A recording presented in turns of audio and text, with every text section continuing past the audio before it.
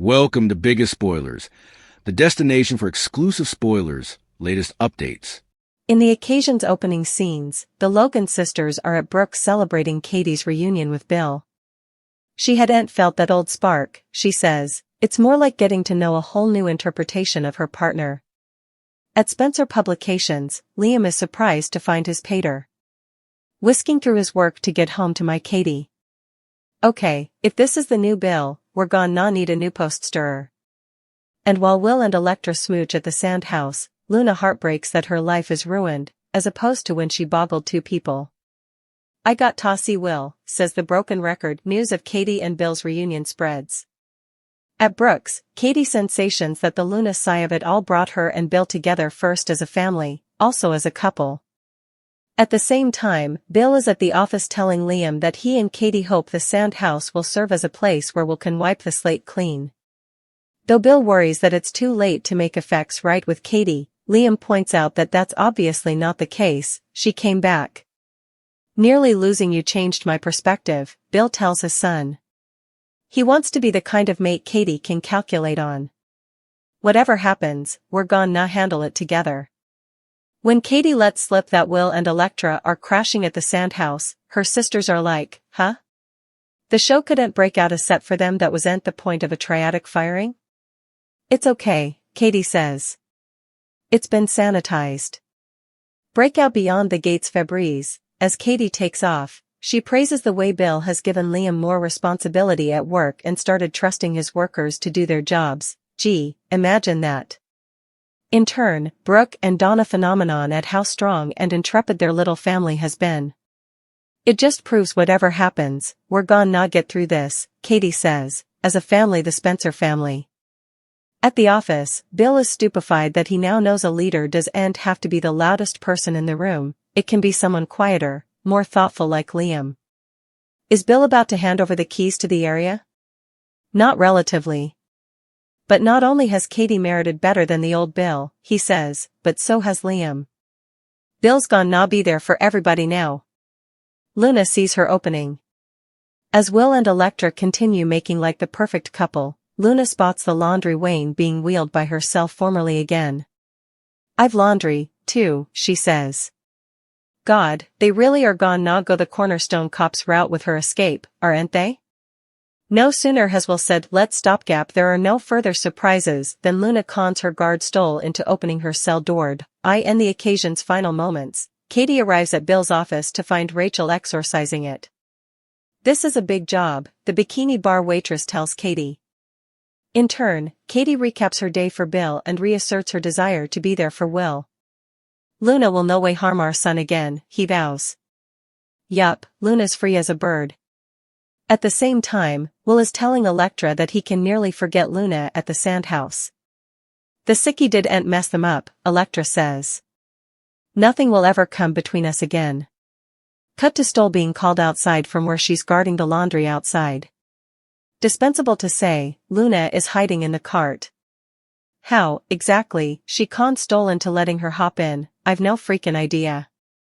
Do you? Yup, Luna's free as a bird. At the same time, Will is telling Electra that he can nearly forget Luna at the sand house. The sickie didn't mess them up, Electra says. Nothing will ever come between us again. Cut to Stoll being called outside from where she's guarding the laundry outside. Dispensable to say, Luna is hiding in the cart. How, exactly, she conned Stoll into letting her hop in, I've no freaking idea. Do you? Are you kidding?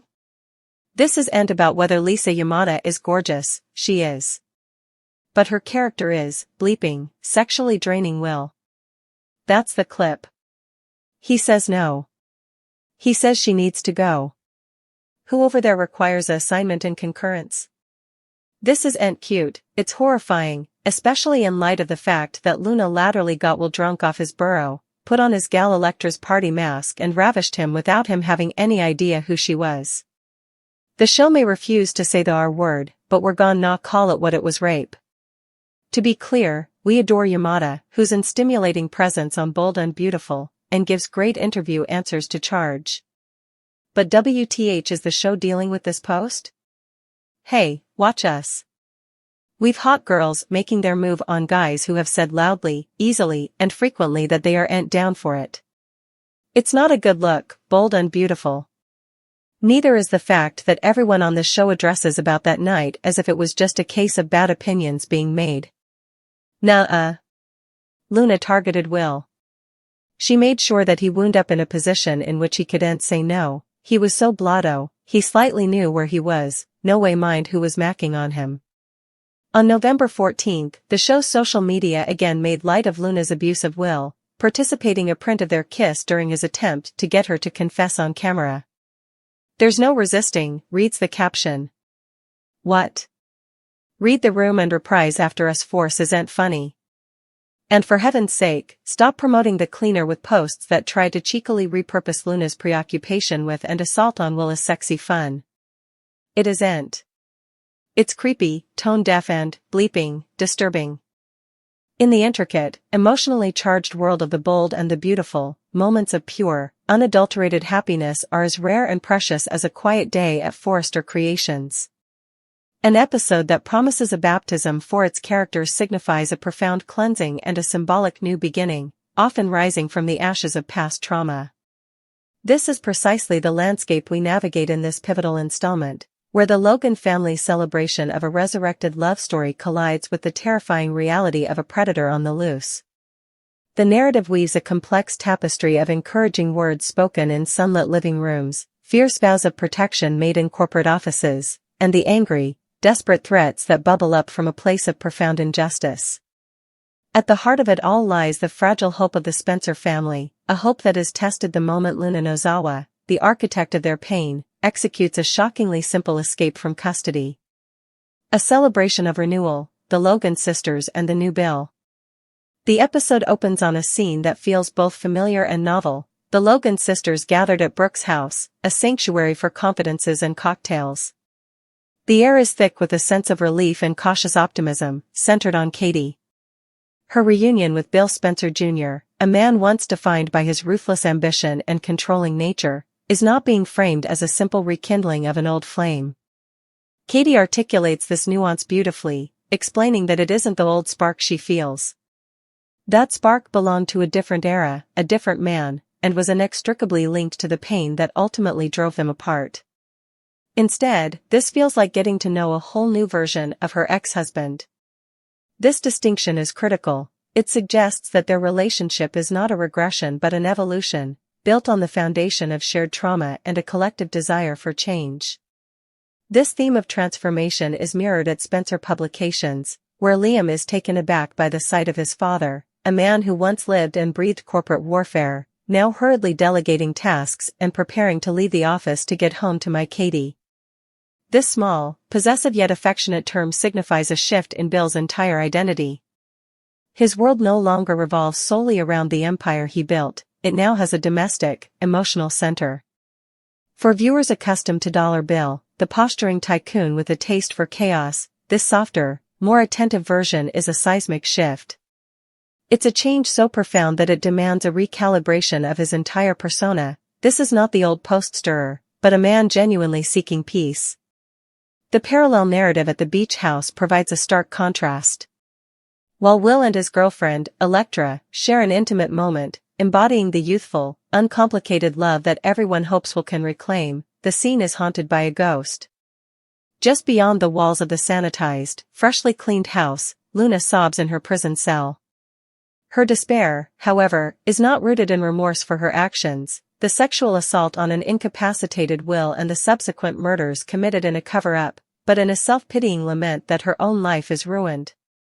This profound lack of empathy, coupled with her single-minded, broken record mantra of "I gotta see Will," underscores the dangerous obsession that drives her, setting the stage for the collision about to occur. The ripple effect of a reunion, hope as a family policy. The news of Katie and Bill's reconciliation acts as a catalyst, spreading through their social circle and reinforcing the episode's central theme of hope born from disaster. At Brooke's house, Katie reflects on the bitter irony that the entire Luna Psi, the chain of events set in motion by Luna's assault on Will, was the very crucible that forged her and Bill's new bond. It first forced them to unite as a family to protect their son, and from that solidarity, a renewed romantic connection could grow. This idea that beauty can rise from tragedy is a classic soap opera trope, but here it feels earned, born from months of shared anguish. Bill, in a poignant scene with Liam at the office, echoes this sentiment. He reveals that "nearly losing you changed my perspective," a direct reference to the recent life-or-death situations that have plagued the family. He expresses a desire not just to be Katie's husband, but the kind of dependable, trustworthy partner she has always deserved. His ambition is no longer for power, but for stability. "Whatever happens, we're gonna handle it together," he tells Liam, a promise that extends beyond father and son to encompass the entire, newly configured Spencer family unit. This is a Bill who has learned the value of vulnerability and collaboration. This newfound optimism, however, is not without its macabre undertones. When Katie casually mentions that Will and Electra are staying at the beach house, the very site of the triple shooting, her sisters are justifiably horrified. The logistical question of the show reusing a set is dwarfed by the psychological implications. How can a place of such violence become a home? Katie's reassurance that it's been sanitized is a powerful metaphor for the entire family's endeavor. They are attempting to sanitize their past, to scrub away the bloodstains and trauma with the proverbial soap and Febreze of love and determination. It's a brave, perhaps foolish, attempt to reclaim a space and rebuild a life on haunted ground. Katie's departure from Brooks is marked by her praising Bill's transformation into a more delegating, trusting leader at work, a detail that highlights how deeply his personal growth has impacted his professional life. In turn, Brooke and Donna marvel at Katie's own strength, her fearlessness in facing down their collective nightmares. Katie's final declaration before leaving, "It just proves whatever happens, we're gonna get through this, as a family, the Spencer family," is the thesis statement of this new era. It is a mantra of resilience, a conscious choice to face the future as a unified front. A ticking time bomb, Luna's desperate gambit for freedom. While the Spencers and Logans fortify their emotional walls, the threat to their peace is intensifying behind bars. Luna's storyline is a masterclass in mounting tension, portrayed with a chilling blend of desperation and cunning. Her observation of the prison routine, the laundry cart being wheeled past her cell, is the first sign of a plan forming in her mind. The method of her eventual escape, while perhaps leaning toward the farcical in its simplicity, the Keystone Cop's route, serves a narrative purpose. It highlights the absurd vulnerability of the systems meant to contain her and the sheer, dumb luck that often accompanies chaotic events. The dramatic irony is laid on thick. At the very moment Will is at the beach house, telling Electra, "Let's hope there are no more surprises," Luna is executing the first step of her escape, conning the gullible guard Stoll into opening her cell door. This parallel editing creates a sense of impending doom, making the audience scream at the screen in frustration. Will's attempt to move on, to almost forget Luna in the safety of his home, is about to be violently shattered. The final moments of the episode are a symphony of contrasting tones. Katie arrives at Bill's office, where a waitress from the bikini bar is, symbolically, exorcising the space of its old, negative energy. In this cleansed environment, Katie and Bill reaffirm their commitment to their son, with Bill making a fierce, paternal vow, "Luna will never harm our son again." It is a promise spoken from a place of strength and newfound purpose. Simultaneously, that promise is rendered terrifyingly fragile. In a sequence that is both predictable and nerve-wracking, Guard Stoll is lured away from her post watching the laundry cart outdoors. The audience doesn't need to see the specifics of the con, the result is all that matters. As Electra assures Will that nothing will ever come between us again, the camera cuts to the laundry cart, within which Luna is hiding, holding her breath. The image is potent. Luna, the human embodiment of their trauma, is now physically concealed, being transported to an unknown location, a hidden bomb about to detonate in the heart of Los Angeles. She is, as the spoiler bluntly states, free as a bird, and her freedom signals the end of the Spencer family's brief baptism of peace. A necessary critique, the show's troubling portrayal of trauma and consent. This narrative analysis would be profoundly incomplete without addressing the elephant in the room, the show's deeply problematic handling of Luna's crimes and its subsequent marketing. The provided critique rightfully unleashes a torrent of justified anger, pointing to a disturbing disconnect between the gravity of the story being told and the way it is being framed, both on screen and on social media. The central issue is the show's steadfast refusal to name Luna's action for what it was: rape. The narrative consistently employs euphemisms like "that night," "bad decisions," or "the Luna sigh," language that dilutes the criminality and moral horror of the event. Will was deliberately intoxicated to the point of incapacity. Luna then deceived him by wearing his girlfriend's mask, engaging in a sexual act with him without his knowledge or consent. By any legal and ethical definition, this is rape. The show's avoidance of the term is a cowardly narrative choice that minimizes the trauma inflicted upon Will and sends a dangerous message to its audience about the seriousness of such violations. This tone-deaf approach extends to the show's promotional strategy. The critique highlights social media posts that frame Luna's obsessive and abusive behavior as hot, sexy, or something Will can't resist. One post showcased a clip where Luna sexually harasses a sober and clearly unwilling Will, presenting it as a plucky girl making her move. This is not just a misreading of the narrative, it is an endorsement of predatory behavior. To promote a storyline about sexual assault with cheeky, flirtatious captions is to fundamentally misunderstand and disrespect the reality of survivors.